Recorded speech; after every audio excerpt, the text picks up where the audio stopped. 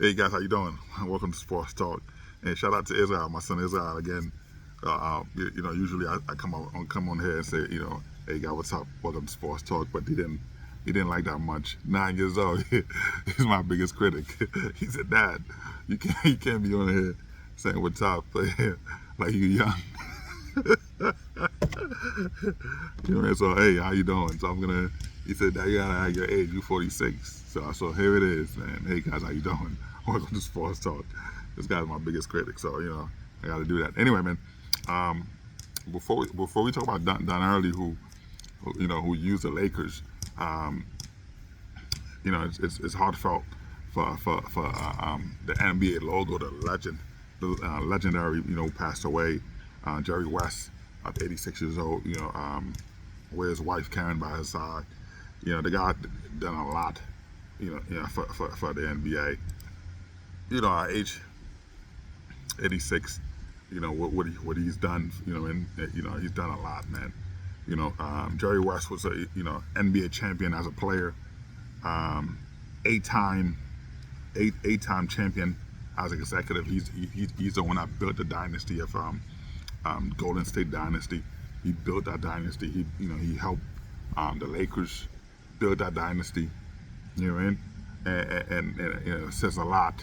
For him. Um, the only player to ever win the NBA and to win the final MVP on a losing team. Um, the highest point per game in the playoff series ever, 46.3. Scoring an assist champion, 14-time All-Star. He traded for Shaq and drafted Kobe. He helped, like I said, he helped build the Warrior dynasty, and he almost he almost traded Kobe for LeBron James. I think it was in 2007. I believe it was. Was it 2007? Anyway, but he tried to trade for LeBron James. He called the Cavs to trade Kobe to the Cavs for LeBron James, and that didn't pan out because Dan Gilbert at the time said hell no. He said, listen, we could give you any players for Kobe, and of course he hung up the phone on them. But he's done a lot for the league. Like I said, the only player to win the final MVP, even though they lost. He's to come on to do what he's done. Like I said, NBA champion in 1972, NBA Finals MVP in 1969, 14-time All-Star, 12-time All NBA team. As a player, right? As an executive, 8-time NBA champion, 2-time executive of the year. He drafted Klay Thompson, Draymond Green. Like I told you, he built that dynasty, that Golden State Warriors dynasty. His son Shaq, Kevin Durant, Kawhi Leonard. You know what I mean? So that's the greatest executive ever to see what he's done. You gotta give credit to what he's done. The Adam Silver issue a statement earlier, or this morning. We got in the passing of Jerry West. He said Jerry West was a basketball genius and a defining figure of our league for more than 60 years. He distinguished himself not only as an NBA champion and an All-Star in a 14 time in all 14 of his playing season, but also as a consummate competitor who embraced the biggest moment. And the guy's done a lot, man. To have somebody like that to build from what he built, and to make all the players around him better, and to be able to scout talent like that. When he came to the Lakers, when they needed him, so he was able to get the right pieces to come in. Former Laker, of course, when the bus, Dr. Bus needed him to come in to help. He was the one that said Phil Jackson would have been the best coach for the Lakers. Getting Shaq, getting Kobe, because prior to that they weren't doing anything. So he did what he did. And he retired. He left went to Golden State to build Golden State.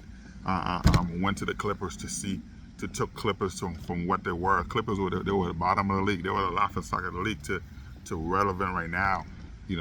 So you gotta give credit to someone like that. You know what I mean? To all the stuff that he's done. You know what I mean? So you gotta give credit to him. Anyway, man. So let's say this, right? Dan Hurley played the Lakers big time, right? Dan Hurley played the Lakers big time. Because if you look at firing Darvin Ham, when the Lakers fired Darvin Ham, first of all, right, when you fire someone, or when you're in the process of firing someone, right, you gotta have a plan in place. Anyway, man, I'm outside on my land. This is not a fake background. I'm outside on my land. If you hear the basketball going on, it's my son on the basketball court playing basketball. My 9-year-old, he's watching what I'm doing to critique me live. Anyway, man. So the Lakers had an opportunity, interview to get Kenny Hawkins, to get JJ Redick and David Alleman, Jen Borrego, right? You interview those guys, you get multiple interviews to these guys, and then you decide to the last minute. Dan Hurley called called Rob Pelinka. Hey, I'm available. Yeah, Dan Hurley's a champion. Of course, he's done a great job with Uccon, right? Great job over there. Two-time champion. Of course, you can play like that with college, with 18-year-old kid coming from high school. You could be the tough guy to do all that stuff with kids coming from high school, coming in, trying to make their dream come true to go pro, to go to the NBA. Right? Some make it to the NBA, some don't. They go whatever. But you able to do that with kids. But that tough guy, that tough stuff. Can you do that stuff day in, day out with grown men getting paid millions of dollars? No, you're not able to do that. You know what I mean? So but he knew that. You know what I mean? No, that's my 9-year-old back there, by the way. You know what I mean? Nobody's able to nobody's able to come in. You know what I mean? It's all right, you can come say what's up, man. You can come say what's up. Come say what's up to the people. Hey guys. Yeah, that's my 9-year-old who like I said, I was saying, hey guys, what's up? Welcome to Sports Talk. He's my biggest critic. He telling me now. He should say how you doing. So so I'm learning that. All right, you can go play. Yeah. But anyway, so the last minute, Dan Hurley called Rob Pelinka to tell Rob Pelinka, hey, I'm available if you're looking for someone. I told you this wasn't a fake background. This is real. You know what I mean? So he's able to tell them, if you're looking for someone to join the Lakers, to come and coach the Lakers, I'm available. And they interview him in the last minute. They love that what he bring. But here's the thing: how many college coaches have come to the NBA and be successful? 0. Now I'm not saying that Dan Hurley wouldn't be successful, right? I'm not saying he wouldn't be able to build down the players, to help with the players. But you saw Rick Pitino when he came to the NBA with the Celtics. I think he went to the Knicks after, I believe so. But they tune him out. when you going in against men, right? Not boys who's trying to make it to the league. Men who are already at the league level, right? When you trying to yell at these guys, they're gonna tune you out. And what can you do? Right? This is not back in the day. Back then, it was the coaches league, right? This is not like the NFL. Right now, this is a players' league. What if players don't want you, you're gone. You see what happened with Darvin Ham. Anthony Davis didn't like what he was doing. Anthony Davis mentioned, they didn't know what they were doing, in most cases, and you see what happened. He's gone. So there's a lot of people who say, well, LeBron got rid of him, all that stuff. This is not what LeBron does. You know what I mean? This is not his thing. You know what I mean? But a lot of players done that. But I know that the focal point is always on LeBron James, what he's doing. But that's not his thing. LeBron never publicly come out to say, I don't want this coach. A lot of players done that, but LeBron never publicly come out that of course, he will voice his frustration. As a basketball mind, mastermind, high IQ basketball player, you see what he does. He's challenged. He loves to be challenged by other basketball mind, which is why JJ Redick was a perfect fit for him, for the job. But Lakers are playing around with JJ Redick because, of course, they want to bring in coaches for him, which is similar to Ty Lue, which is why they lost Ty Lue when they had an opportunity. They had Ty Lue in the building, but they were playing dumb. Both Rob Pelinka and Jeanie Buss playing dumb. You're not your dad, Jeanie Buss. You know what I mean? Dr. Buss was a great mind. He knew talent. He knew how to evaluate talent. He knew how to get the best out of people. He was able to do that. Jeanie Buss doesn't have that, right? Yes, she was being groomed by her dad, but she's that philosophy. It's like you see a female, right? Well, it doesn't have to be a female. You see somebody like, as a man, you see a female, you might say something to her, because she like you.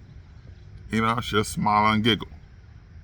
And somebody else come out and say something else, say the same thing, and she'll be offended because she's not attracted to them. She don't like them. So you know what I mean. So that's what it is. So Jeanie Buss is not her dad. So a lot of the time, people are not gonna take to her like that. And at the same time, you have multiple people. You know what I mean. Yes, you got Coach K. You got all those people in the building. Pushing for.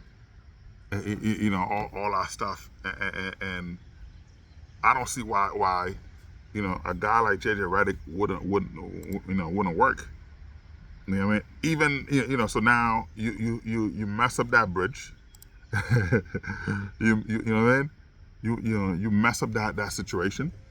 How do you know what I mean? How do you do that? I don't know. So I don't see how's that gonna work, because now JJ Redick was the front runner. He made a certain request.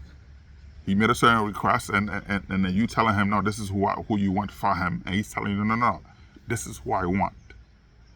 The guy's a great mind. You know what I mean? You can see on the podcast how they play together. You know what I mean? So you gotta let him be who he wants to be. You got to allow him to pick who he wants to pick, to make sure that things are good for that. And that's the situation that the Lakers finding themselves in right now. They finding themselves right now. So now you pivot from JJ Redick, who you already had a contract. When you look at it, we 2 weeks, 3 weeks away from 2 weeks from the draft. You need to have your coaches in place already, your head coach in place already, for him to go out there, get his assistant coaches together to make sure that you're able to evaluate the talent you have in the draft. Not just Rob Pelinka doing that, but you got to be able to to have that. The coaches there to work with Rob Pelinka to make sure we pick the right people based on the scheme. And that coach coming in, to have the right personnel for that. And so they're playing game right now. And that's typical with the Lakers. They're running the Lakers as a mom and pop. They're running the Lakers as a little mom and pop. You know what I mean? And which is crazy. You're $1 billion business, but people don't know how to do their job. And the same situation. Dallas Maverick had the same number of picks as the Lakers. and yet, Kyrie Irving, Peter Washington, and Daniel Gafford,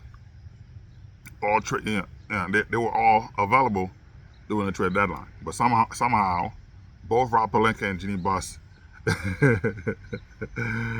claimed there was no trade, no trade out there to be made. You know what I mean? So the Lakers had like I said, they had an opportunity to do a lot, and they didn't do it. But then Hurley, of course, rejected the contract from the Lakers. He had no intention to come into the Lakers. He was just using the Lakers. And Lakers offered him $70 million. Now, if they would have given him the $100 million he wanted, if they would have given him the $100 million, he would have taken it. But the Lakers, of course, they look at the history. They know that no college coaches has ever been successful in the league. So they didn't want to dish out all this money. You dish out all this money, so you're going to say to yourself, okay, by giving all this money, what am I doing? And that was a scary part for them, to make sure that, if we give all this money, how's it gonna look for us to give all this money? You know what I mean? And they weren't trying to do that. You know what I mean? So, but I know the Lakers fans, looking at it as a failure for the Lakers because of not getting Dan Hurley. But like I said, Dan used the Lakers, which is what he did. He used the Lakers. He had no interest in coming to the Lakers. You know what I mean? So people saying, "Oh, it's a gut punch for the Lakers," but you got you know what I mean? But you got to look at it, from like the success. There's no success story. There's no, like I said, you don't have a college coach coming in to have that huge transition right away. You don't have that. So that's something that I know the Lakers was a little reluctant to come in to give that kind of money to a coach like that. After, of course, when you fire these coaches, you still got to pay them. You know what I mean? You still got to pay them because, when you fire these guys. But hey, at the end of the day, man, as a Laker fan, I'm not a Laker fan. My team's Orlando Magic, but again, you root for them. You want them to succeed. But at the end of the day, Lakers can still pivot. You could still go and give the job to either JJ Redick, and perfect guy I think that they should give the job to Mark Jackson. You know what I mean? So Mark Jackson was able to not only because they had a point guard, and he went to and got Steph. When he got Steph Curry, people were saying, "Wow, you already have a point guard. Why would you draft another point guard?" And he knew what he was doing. He knew Steph was the guy. You know what I mean? So Monty was being traded. So that's what I'm saying. He knew what he was doing. So I think that you give Mark Jackson a shot. This is an opportunity to give him a shot because you know that you already know how to develop players. But the only problem is with Mark Jackson, of course, as an ordained minister himself, as a minister, a guy who's, there's a lot of religious belief he has. Of course, he was putting that on the players. They were praying before game, praying after games, praying, during halftime, doing a lot of that stuff. It rubbed a lot of players the wrong way. They were Muslim players. You alienate those Muslim players. You forcing them, pretty much telling them that, hey, you had to be praying with them, and you have to respect people's religion, and that's something he didn't do. That Mark Jackson did not do that with Golden State. That rubbed the owner, their entire organization hated Mark Jackson because from the cleaning staff to the security, because like I said, he was the head boss. He was there making sure that the people would pray. People couldn't talk how they wanted to because they were allegedly being fined for foul language, all that stuff. And I understand you gotta be your way, but you can't put that on somebody else. All right, you can't put that on somebody else, and that was in the culture. That was in the organization culture. It was Mark Jackson culture. This is what he wanted, and the owner told him to chill out, and he didn't. He wanted to do what he wanted to do, and also it was issue. There's a lot of issue with he had a lot of issue with the LGBTQ community. The president of Golden State, of course, was openly homosexual, and he didn't.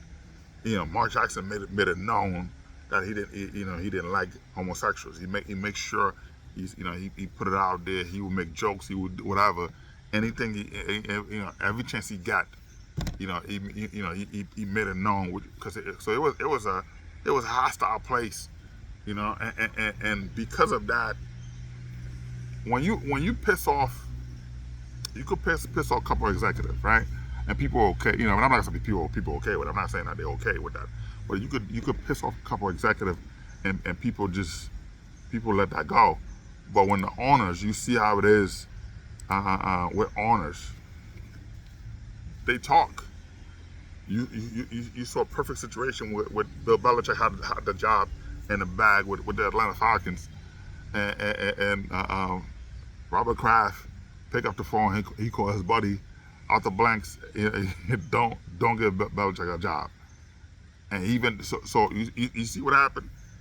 At the end of the day, the Atlanta Falcons can win multiple championship. They could lose every game, right? You could win multiple championship. You could lose every game, but at the end of the day, they're still gonna make billions of dollars. Win or lose, they're still gonna make billions of dollars. So the coaches, the owners, they're not, yes, they want to win. I'm not saying they don't want to win. Of course, that's the icing on the cake. But they're more focused on, they listen to each other. You know what I mean? Because they do business with each other. You know what I mean? So, and that's what it is. But for Laker fans, Lakers offered Dan Haley $60 million, $70 million 6 years. He turned it down because, of course, he had no interest. He had no interest because no interest coming in. He wanted $100 million. He wanted $100 million, guaranteed to do all that. I mean, the money would be guaranteed, but he wanted the insurance to do what he wanted, whatever. But the Lakers weren't trying to do too much of that because they knew in case of some, they knew what would happen. Hey, is it gonna work with LeBron James? Is it gonna work with Anthony Davis? Is it gonna work with the players? And then who's coming in? And that was the thing because yes, you could coach kids like that, but those are grown men. How are you able to do that? So I think Dan hurt. Like I said, he had no interest in coming in, but he used the Lakers. That's all he did. He used the Lakers to get the money from Uccon. That's all. He called the Lakers. He wasn't in the rear view from the beginning. He wasn't the first thought. They say he was, but he wasn't the first thought from the beginning. And that's what I'm saying. So when you look at what he does, how he came with his agent. For months it was JJ Redick. This is that's what I've been hearing. That's the news I got. Calling the organization. I'm not gonna say who I spoke to, but JJ Redick was the man. It was his job to lose. JJ asked for certain things, and Rob Pelinka was wanted to pick the coaches for JJ Redick. JJ Redick said, "No, I gotta listen. I'm the chef. I'm the chef that's gonna cook the meal. I want to be able to pick the ingredients to cook the meal. You tell me what you want to eat, and we're gonna do that. What you want is a championship, and we're gonna do that. We're gonna try to win. And that's all. You can't pick for me. Lakers should have learned the lesson with Ty Lue when they tried to do that with Ty Lue. They had Ty Lue in the building. The deal was done. Or and then the last while he was signing the papers, and that's when Rob Pelinka put his foot in his mouth and said, "Hey, we're gonna pick coaches for you." He said, "No, I'm gonna pick the coaches." And they told him, "No, that's not how it's gonna go." And he walked out. And he went to the Clippers. You know what I mean? He walked down the street to the Clippers. So that right there, man. They didn't learn the lesson there. But I think that but what you're doing right now, if I'm JJ Redick, now I'm gonna want more money because they offered this guy $60-70 million. JJ Redick wasn't getting $70 million. They offered JJ Redick because if you look at all those guys, Greg Popovich, all those guys making 17 million dollars. All right, so they offer him a deal where he made $8 to $9 million. but now, looking at the landscape, looking at what you offered, Dan Hurley, who JJ Redick actually played in the NBA, right? JJ Redick actually played. So when you get the guy who never played the sports, it's a different story. You know what I mean? Oh my boy out there, he's in trampoline. I don't know if the trampoline's all the way back there. Yeah, I don't know if you can see that. He's all the way back there. But you know what I mean? But yeah, so JJ Redick actually played in the NBA.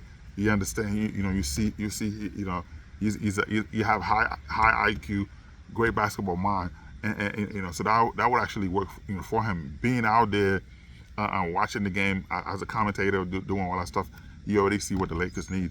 You know what to do. So he was a better choice for the Lakers. But now to come back to him after you say no to him, now you calling him back, right? It looked like a mess. It looked like a mess, man. So that's a tough situation, what I mean? But we'll see what happened, man. And, what I mean? Anyway, man. So we'll see. Right now the Celtics up 2-0. The Mavericks are down 0-2. Down 0-2. Only 5 teams have come back down 0-2 in the NBA Finals since 1950s, right? We already know the Celtics did it in 1969. Blazers did it in 1977. Miami did that in 2006. Cleveland did it in 2016. And you saw Giannis, the Bucks did it in 2021. So and that's that. So there's a possibility. We'll see. We'll see how it will go. All right. Anyway, man. Sports talk. Like, subscribe, and share, man. Peace out. See you guys later.